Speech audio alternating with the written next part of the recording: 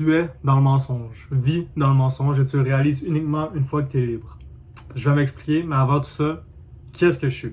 Mon nom, c'est Wesley et ma mission, c'est d'aider au moins 1000 personnes à s'empêcher de se suicider à cause de leur addiction au contenu pour adultes. Et ils en arrivent littéralement à des idées suicidaires à cause de l'addiction. Ça, c'est mes types de vidéos. Si ça t'intéresse, tu peux t'abonner, liker, laisser un commentaire, peut-être si tu veux voir une vidéo, quelque chose.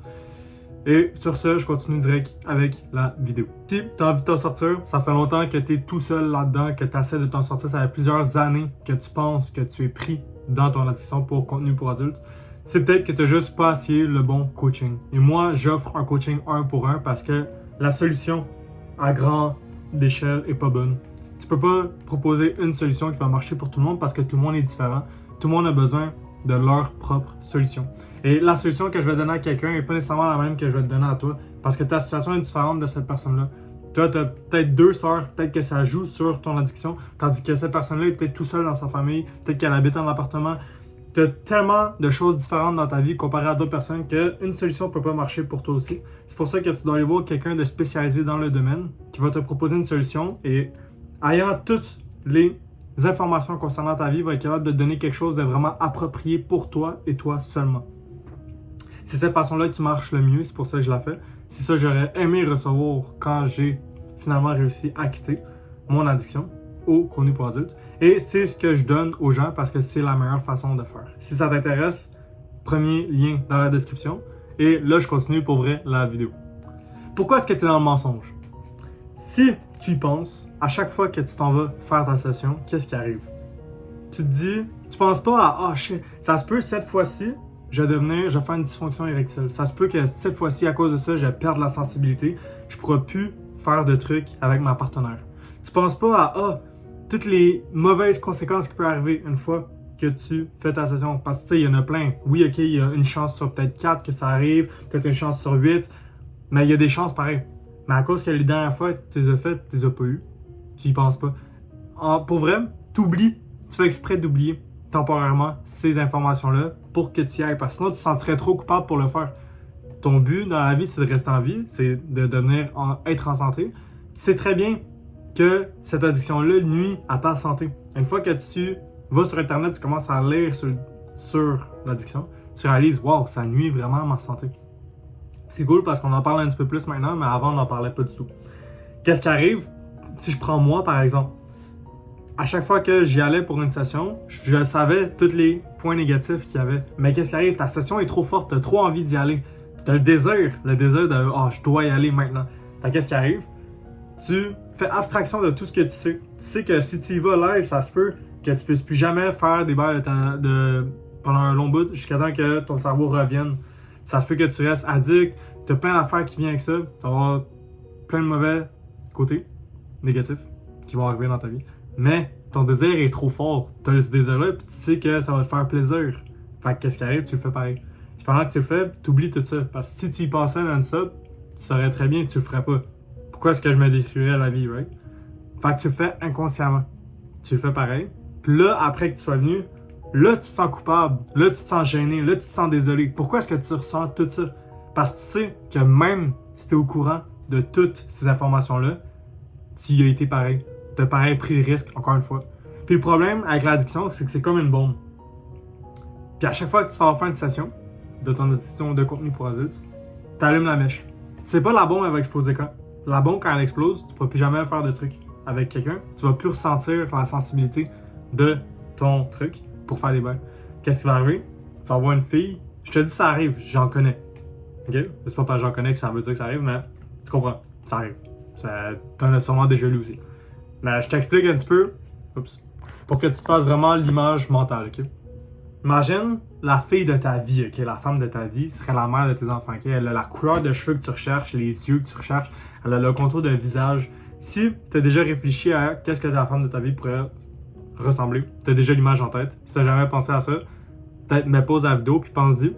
Parce pas juste pour la vidéo, mais pour toi en général, savoir ce que tu recherches chez une fille, ça va t'aider de 1 à rechercher la bonne fille, puis de 2, tu vas pas commencer à sortir avec n'importe qui, right? Personnellement, je sais exactement avec qui je veux sortir, puis avec qui je veux pas sortir. Parce que si je sais avec qui je veux sortir, ça me donne direct les caractéristiques pour une fille que j'ai pas envie de sortir avec. Tu vois? Imagine la fille que parfaite, elle respecte tous tes critères, le tout, right? Dans ton lit. Elle est nue, là. Elle est là, elle t'attend, prêt pour faire des bains. Ta voix, t'es pas excité. T'es pas excité pourquoi? À cause de toutes tes sessions. T'es tellement habitué, ton cerveau est tellement habitué de voir des filles nues, des filles qui font trois filles en même temps, qui se font, en tout cas, tous les trucs bizarres on regarde consciemment pendant qu'on s'en fait nos sessions. Ton corps et ton cerveau est tellement habitué d'en voir plusieurs et plusieurs. Des filles, ils en voient 10 à chaque jour, ils en voient 15 à chaque jour. Voir une fille de plus en vrai te donne pas le même sentiment. Que quelqu'un, imagine que ça fait, on va dire 100 jours qu'il n'a pas consommé de contenu pour adultes. Imagine, ça fait 100 jours qu'il n'a pas vu de partie personnelle d'une fille. Comparé à toi qui en a vu 15 juste aujourd'hui. Tu peux voir que le sentiment n'est pas pareil. Le phénomène de rareté est vrai, puis ça s'applique aussi dans ce cas-là. La personne qui n'a pas fait des trucs, ça fait 1 an, va avoir une faim sexuelle beaucoup plus élevée que toi qui en fais 2 fois par jour. Ouais, c'est sûr et certain. Tu peux pas nier là-dessus, c'est impossible. Il va avoir une faim sexuelle plus élevée parce que lui, chaque jour, il dépense pas. Toute la testostérone qu'il a accumulée, qu'il a accumulé toutes ces journées-là, lui, il le dépense pas. Il le gardait pour une fille. Fait que lui, quand il va voir la fille tout nu qui est servie, il va être dur. il va être prêt, là. Il va avoir toute la testostérone nécessaire pour que la fille ait le meilleur moment de sa vie. Mais qu'est-ce qui arrive dans ton cas? Toi qui, chaque jour, produis, chaque jour, tu libères une quantité phénoménale.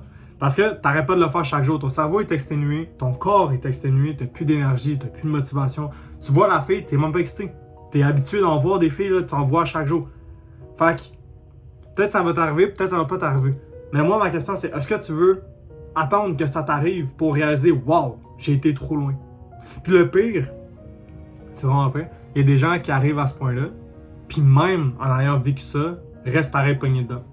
Ils veulent arrêter maintenant parce qu'ils ont vu, hey, wow, je suis rendu à ce point-là. J'ai vu la fille, une fille vraiment belle, vraiment attirante pour moi, puis j'ai pareil pas bandé. Ils voient cet effet-là, puis là ils se disent, ok, ils comprennent que c'est à cause de leur addiction au contenu pour adultes. Qu'est-ce qu'ils font? Là maintenant, ils ont envie de quitter, puis les autres, ils se rappellent quoi? Toutes les fois qu'ils disaient, je pourrais quitter quand je veux. Oups. Je pourrais quitter quand je veux, mais pourquoi quitter quelque chose que j'aime? Right? Ils se disaient toujours ça. Plusieurs personnes se disent ça. D'ailleurs, quand je parle avec des gens, ils me disent souvent ça aussi. C'est une genre d'excuse connue, mais qui n'a pas rapport dans ce cas-là. Puis, entre autres, je pourrais facilement dire que tu aimes les beignes, mais tu vas pas en manger à l'infini, sinon tu vas devenir obésité morbide et tu vas mourir. Fait que, tu sais, oui, ok, c'est cool que t'aimes quelque chose, mais c'est pas parce que t'aimes quelque chose que tu dois le continuer à l'infini. Right? Il y a des choses qui sont mauvaises pour toi. Le contenu pour adultes en fait partie. Si t'es pas capable de t'en défaire, ça va nuire à ta vie beaucoup, puis ça va t'empêcher de progresser. Les gens qui prennent la décision d'arrêter, ils sont pareil pas capables. Ils ont tellement été beaucoup d'années dedans que leur corps s'est habitué, puis maintenant tu as l'impression que tu as besoin de ta dose de contenu pour adultes d'aujourd'hui.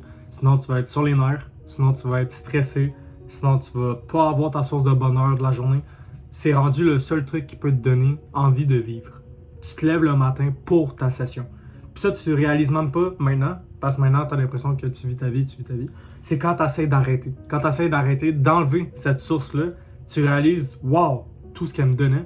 Puis ça fait affaire à quelque chose d'autre que je disais, j'avais déjà dit avant. C'est quand tu perds quelque chose que tu réalises sa vraie valeur, mais c'est quand tu essaies d'arrêter quelque chose que tu réalises aussi tout ce que ça transformait dans ta vie. Puis là, en essayant d'arrêter ton addiction, tu vas voir, wow. De un, si tu arrêtes pour vrai, tu vas réaliser comment ça prenait ben trop de temps dans ta vie, ben trop d'espace, puis tout, tu étais tout le temps en train de faire.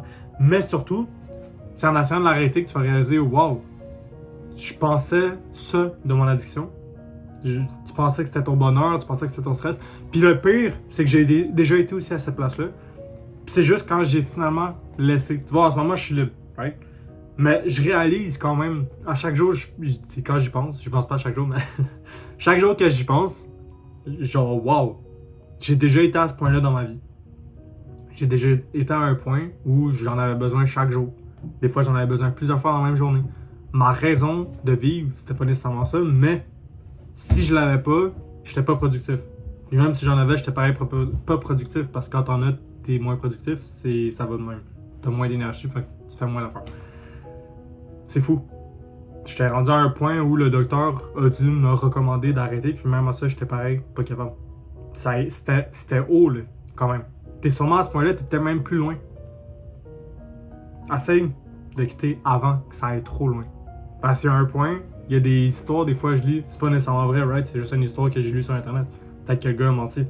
Même si je vois pas la raison pourquoi il aurait menti sur Internet. Mais imagine, s'il a pensé, c'est que ça peut arriver. Même si c'est peut-être pas son cas à lui, peut-être que c'est arrivé à quelqu'un d'autre. Puis il y a de tout pour construire un monde, right? Des gens qui sont obligés de le faire 3-4 fois par jour, pendant plusieurs heures chaque jour, parce que tu dois trouver une vidéo. Tu dois trouver une vidéo. Puis c'est pas juste une vidéo, tu dois liner 10 vidéos back-à-back. Oups. Tac. 10 vidéos back-à-back. Tes 10 vidéos, tu dois les trouver. Juste trouver une vidéo, t'en as vu tellement. Ça fait peut-être 15 ans que t'es dans l'addiction. Des vidéos, tu les connais presque toutes. Maintenant, t'es juste capable de venir sur soit des vidéos vraiment hardcore ou des nouvelles vidéos qui viennent juste de sortir parce que toutes les autres, tu les connais. Tu vas pas re-regarder une vidéo, right? Il y a tellement de trucs en ligne que tu veux toujours de la nouveauté. Fait qu'à ce moment-là, tu dois trouver 10 nouvelles vidéos. L'année back-à-back, ça c'est pour une session. Peut-être ta session va prendre 1 heure. Juste trouver les vidéos va prendre 1 heure. Tu vois, avant ton setup, c'était juste. Peut-être tu vas dans les toilettes, tu le fais rapide. Maintenant, tu dois te setup avant d'y aller. Peut-être tu le fais dans ta chambre maintenant. Tu te rends même plus aux toilettes. Parce que pourquoi rester dans les toilettes 1 heure chercher les vidéos?